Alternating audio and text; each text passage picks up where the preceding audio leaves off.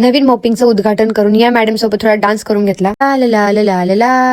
Job वरून आल्यावर निद्रा देवी बोलवतच होती, तेवढ्यात विचार केला तुम्हाला मी जो काल सामान आणला तो दाखवून देऊ. सर्वात पहिले बघा हे फायबरचे ग्लास, जे दिसायला काचेसारखे पण फायबरचे. त्यानंतर बघा हे मिनी थर्मस, जे धुवायला पण खूप इझी. जेवण करताना तुम्हाला उठायचं कामच नाही, इझी फॉर यूज. आणि लास्ट वन हे चॉपिंग पॉट. आमच्याकडे पहिले होते पण त्याची रस्सी तुटून गेलेली होती, पण बघा कोइन्सिडन्स सेमच कलरचा आणला. खूप दिवसापासून मम्मी मला फ्रीज धुवायला सांगत होती आणि फ्रीज मध्ये भेटलं तर काय, भाजी पे भाजी, भाजी पे भाजी. असं वाटतं मम्मी आता पोटामध्येच हिरवे झाडे उगवणार की काय. माझ्या भावाला कोणती गोष्टी युज करताच येत नाही. बॉटल तोडा, फ्रीजचा भांडा तोडा तोडीच करत राहतो. फ्रीज का बर्तन धुणं तो इझीचा, पण सगळ्यात जास्त अवघड होतं ते मधून साफ करायचं. काय नाही मग करत बसले ते पानसट काम. तेवढ्यात या मॅडम मला कंपनी द्यायला आला. मला माहितच नाही पडलं की मी कोणता जोक मारला की ती हसून चालल्या गेली. सर्व पानसट काम झाल्यानंतर तुम्ही बघू शकतात आमचं फ्रीज किती सुंदर दिसतंय. घराला सुंदर बनवल्यानंतर स्वतःची पण टेक केअर करणं तेवढंच गरजेचं आहे, म्हणून स्वतःची बी काळजी करून घेतली. तुम्ही पण तुमची काळजी घ्या मंडळी. बाय, टेक केअर, भेटूया नेक्स्ट ब्लॉगला.